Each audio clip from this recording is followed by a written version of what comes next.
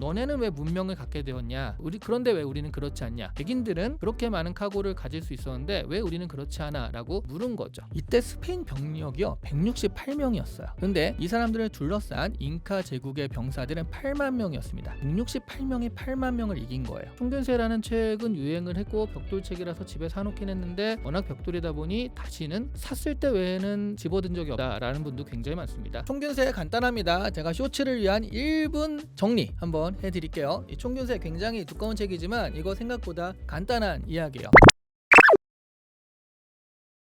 네, 안녕하세요. 이시안의 뉴 읽은 척 책방입니다. 자, 읽은 척 책방 기념으로 뉴가 됐지만 예전 우리 한참 했던 읽은 척 책방을 추억하는 의미에서 오늘 선정한 책은 바로 총균세입니다. 읽은 척 책방 중에 제일 잘된 콘텐츠 중에 하나가 아닌가. 총균세도 그렇지만 총균세 외전 같은 경우에는 40만 회가 넘었고 45만? 46만 회 조회수가 나오기도 했고 그리고 읽은 척 책방도 뭐 17만 회 정도인가? 뭐 하여튼 잘 나왔던 아주 추억이 좋은 책이라서 오늘 다시 선정을 해봤습니다. 사실은 뭐 그런 의미도 있지만 사실 이 총균세 책은요 딱 보시면 알겠지만 벽돌책의 대명사죠. 벽돌책이라는 말을 처음 만든 게 아마 이 책이 아닌가 싶은데요. 이게 워낙 유행하다 보니까 그러니까 총균세라는 책은 유행을 했고 벽돌책이라서 집에 사놓긴 했는데 워낙 벽돌이다 보니 다시는 샀을 때 외에는 집어든 적이 없다라는 분도 굉장히 많습니다. 그래서 집에 있지만 절대로 꺼내서 읽는 책은 아닌 그런 대명사의 책이 바로 총균세이기도 하죠. 제가 이 책은 굉장히 좋아합니다. 이 책도 좋아하고 또 유발 하라리의 사피엔스도 좋아하는데 그 이유가 제가 쓰는 스타일, 책을 쓰는 스타일 있잖아요. 저 나름이 아니죠. 제 주 직업은 작가긴 한데 그게 기술, 인문, 경제 요 세 가지 분야에서 통합해서 쓰잖아요. 이 쓰는 방식을 좀 알려준 게 바로 이 총균세, 제레드 다이아몬드 그리고 유발 하라리, 사피엔스 같은 책들입니다. 또 저의 뭐 글쓰기 스승 같은 그런 느낌도 좀 있어요. 크게 보면 글이라는 것도 있지만 글체, 그 문체라기보다는 시각이죠. 통합적 시각 이런 부분에서 많은 깨달음을 준 책이라 그래서 이제 소개를 더 드리는 것이 있습니다. 자, 그럼 오늘 총균세 시작해 볼 텐데 아마 총균세를 한 번쯤은 트라이 해보겠다, 도전해 보겠다 하시는 분도 있었고 일단 사놓고 가지고 계신 분도 있었고 언젠간 읽을 책 이렇게 생각하시는 분이 있을 텐데요. 오늘 이 영상을 계기로 이렇게 보면 되겠구나, 이런 흐름이구나 아신 다음에 도전해 보시면 훨씬 좀 더 쉽게 도전하실 수 있을 겁니다. 우리 그 히말라야 올라갈 때 같이 짐까지 지어가며 그 가이드를 해주는 쉐르파가 되도록 하겠습니다.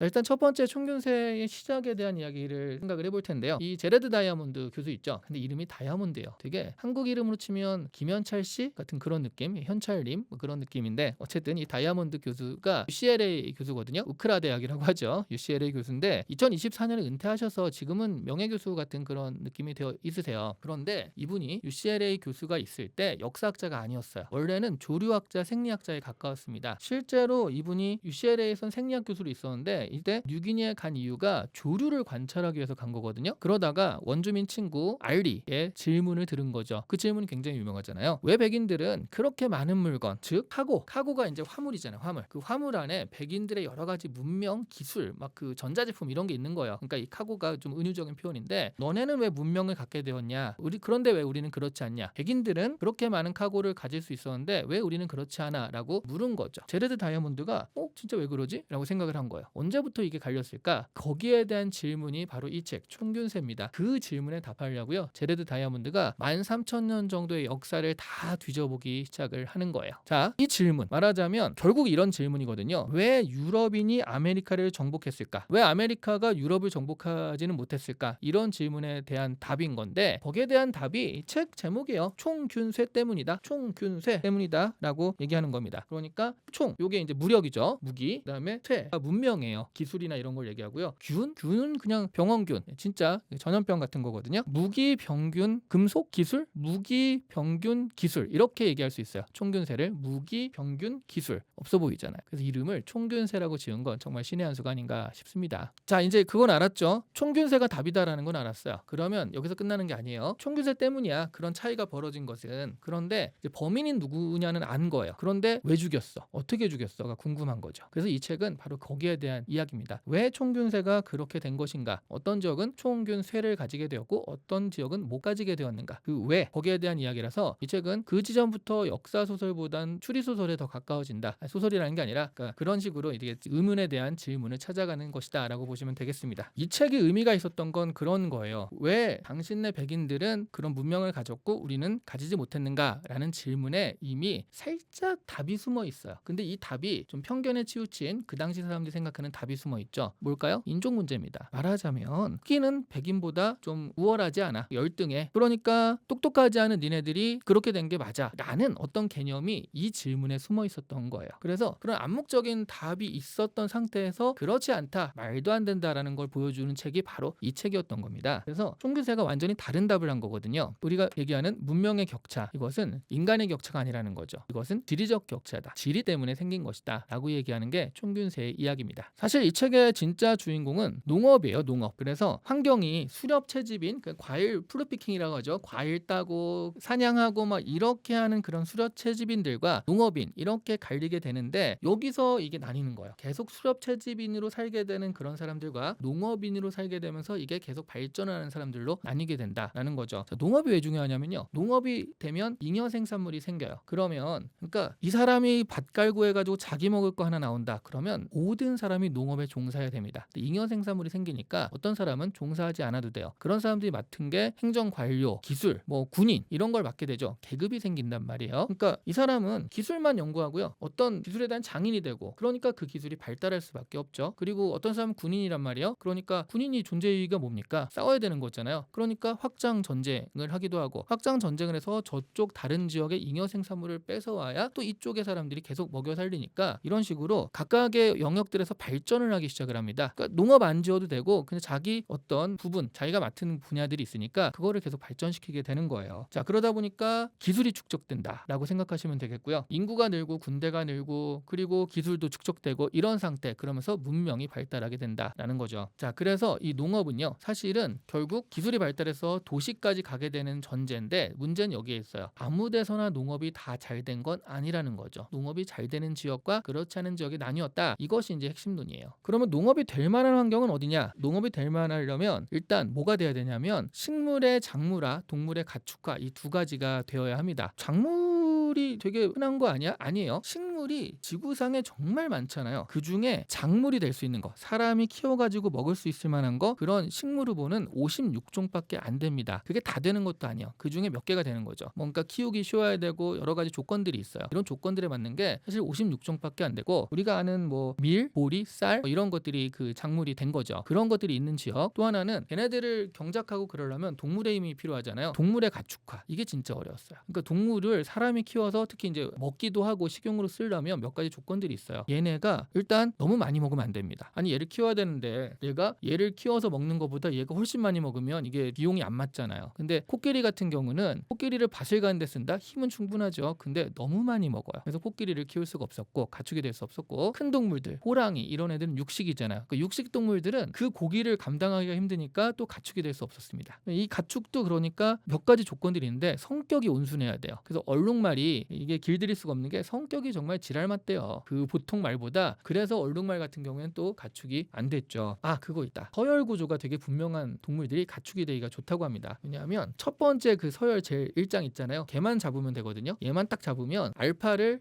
가장 1장을 사람이 하면 나머지들은 다 따라오게 되어 있어요. 그러다 보니까 서열 동물들이 좀 가축이 되기 쉬웠다. 개 같은 경우도 욕 아닙니다. 도구 같은 경우도 서열 동물이잖아요. 이런 동물들이 가축화되기 쉬웠다라고 하죠. 자, 그러니까 실제로 가축화된 대형 포유동물이죠. 14종밖에 안 돼요. 지구상엔 그 많은 동물들이 있는데 14종밖에 가축이 되지 않습니다. 그럼 이 동물들이 있을 만한, 그래서 농업이 잘 될 만한 환경이 어디냐? 이게 중요한 거거든요. 그 동물들이 있을 만한 그곳이 바로 유라시아예요. 유럽과 아시아. 그래서 유럽이나 아시아, 중국을 중심으로 요 아시아 지역이 옛날부터 문명이 생겼던 거죠. 그리고 또 하나는 이런 게 있어요. 동서로 뻗은 대륙이 있고요. 그러니까 긴 대륙, 아래 위로 남북으로 길게 뻗은 대륙이 있습니다. 아프리카, 아메리카. 그런데 동서로 길게 뻗으면 뭐냐면 위도가 같기 때문에 환경이 비슷해요. 그래서 이쪽에서 잘 된 작물은 바로 옮겨가지고 옆에 나라에서도 잘 돼요. 환경이 비슷하니까 기온과 뭐 날씨와 비 뭐 이런 게 비슷하니까 옆에 돼서 여기서 잘 되잖아요. 그러면 전파되기가 되게 좋아요. 그래서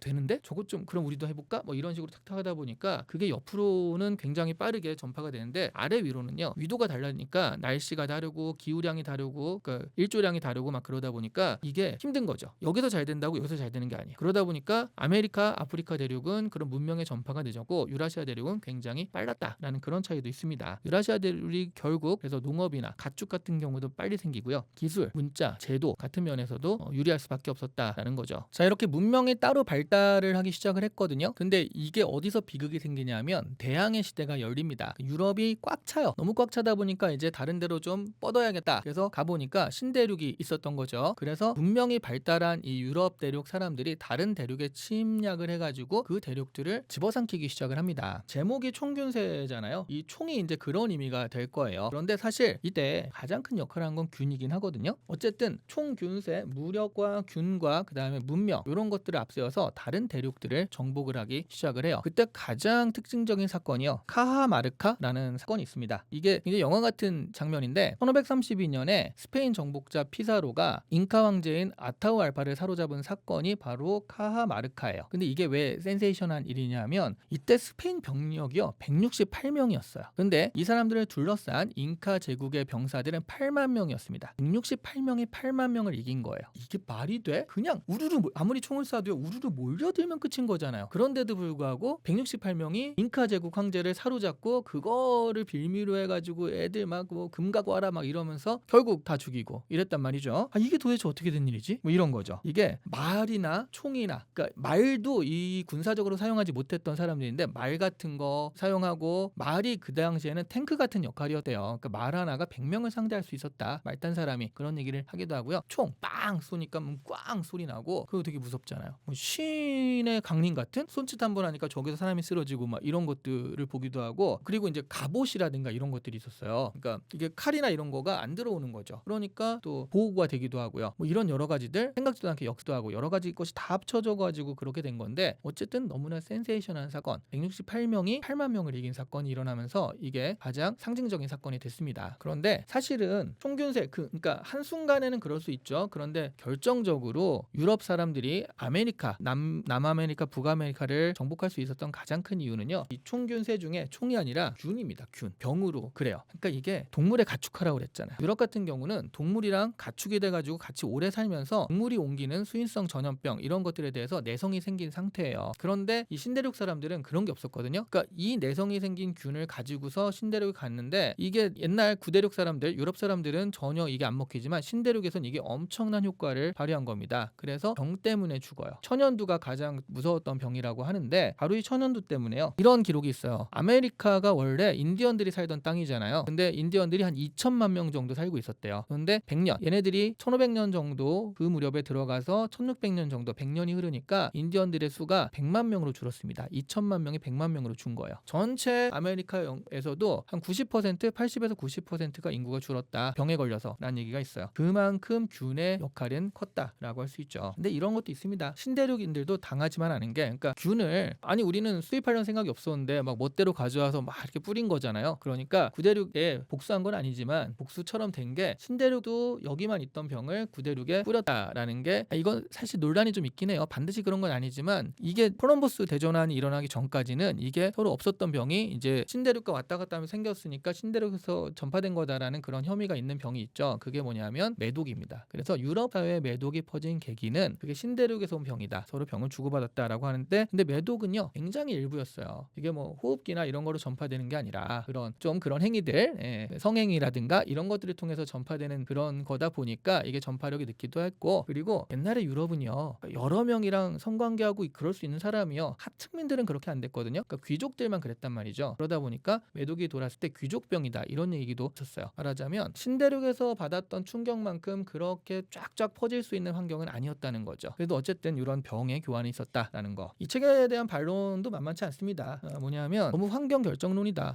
그러면 환경이 다 했다는 거 아니냐. 사람은 어디 갔지? 사람의 의지나 역할은 없어? 뭐 이렇게 좀 반론을 하기도 하고요. 그리고 같은 유럽이라고 해도 환경이 결정하는데 어떤 유럽은 또 잘 되고 어떤 유럽은 그렇지 않았단 말이죠. 이건 또 어떻게 설명할 거냐 이런 것도 있기 때문에 반론도 만만치 않아요. 하지만 그런 반론 이전에 이 책의 진짜 가장 큰 이유는 그겁니다. 말하자면 인종차별의 근거가 되는 너네가 좀 열등하니까 문명이 그거밖에 안 된 거고 우리는 우월하니까 문명을 여기까지 발전시켰어 라는 그런 말하진 않았지만 암묵적으로 가지고 있었던 전제를 완전 깨부순 거예요. 뭔 개 이런 얘기하면 안 되죠. 뭔 소리야, 그거는 네가 부잣집에서 태어나서 그런 거잖아 라는 얘기예요. 그러니까 네가 그런 지역에서 태어났기 때문에 그렇게 된 거 아니니, 어떤 사람은 삼루에서 태어났다 그리고 호민을 하면 자기 때문에 호민한 줄 안다 그런 얘기가 있잖아요. 어떤 사람은 아예 타석에 들어설 수도 없는 상황, 그런데 여기에 대해서 이걸 가지고 인종차별의 근거로 쓴다고? 말도 안 돼 라는 그런 것들이 가장 큰 의의입니다. 그러니까 야야 네가 사람이 잘난 게 아니라 그거는 네가 거기서 태어났기 때문이야, 정말 운이죠, 운이 좋았기 때문이야 라고 말하는 거예요. 자, 지금 우리에게 주는 교훈도 바로 이거죠. 그러니까 이거를 나라 말고 그냥 사람으로 좀 줄여서 이렇게 보자면요, 우리도 주변에 보면 어떤 사람은요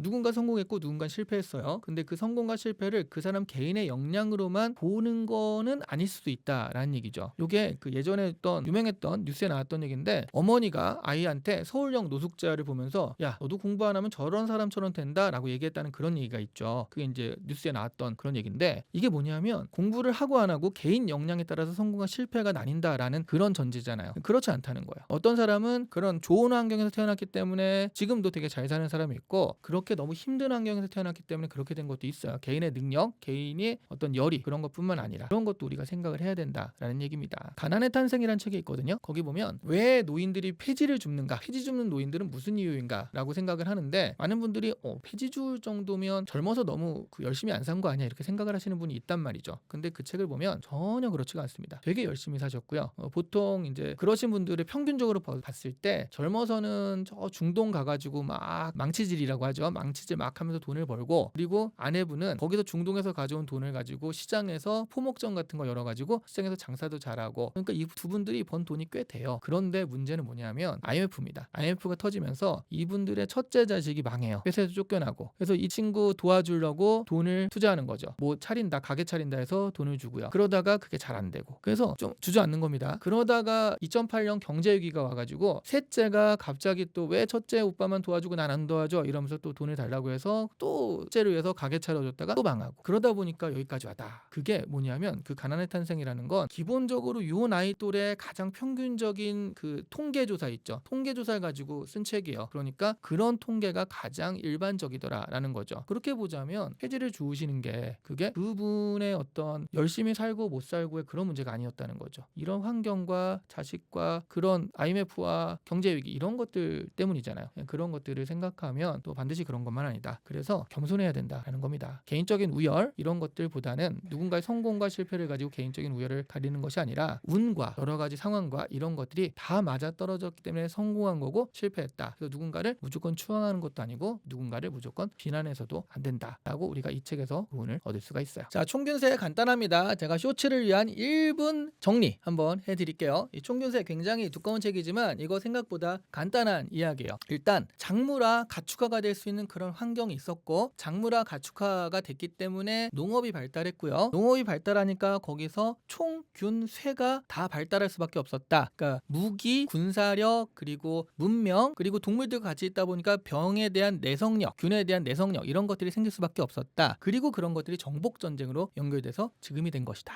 이 얘기예요. 너무 간단하죠? 그러니까 인류 문명의 승패는 다른 게 아니라 그 사람의 우열이 아니라 출발점이 어디였냐가 처음부터 달랐다. 이런 얘기를 하는 겁니다. 그러니까 겸손하게 살자. 운과 이런 것들이 언제 어떻게 바뀌고 그럴지 모르니 겸손하게 살아야 된다. 이런 또 교훈도 주는 책이었습니다. 재밌죠? 네, 생각보다 재밌는데 이게 너무 많은 예들을 가지고 하다 보니까 이게 좀 힘들게 읽히는 책이기도 해요. 근데 그런 걸 빼고서 이런 줄거리 위주로 보시면 생각보다 너무 재밌어가지고요. 또 밤새 볼 수 있는 책이기도 합니다. 많은 분들 집에 있는 다 있으시잖아요, 보통. 네, 한 번쯤 도전해 보시길 바라겠습니다. 자, 뉴 읽은 척 책방은 계속됩니다. 여러분 이런 책 좀 또 다시 봤으면 좋겠습니다 하는 거 있으면 댓글로 알려주시면 참고해서 또 다음 어떤 책 할지 선정하도록 하겠습니다. 감사합니다.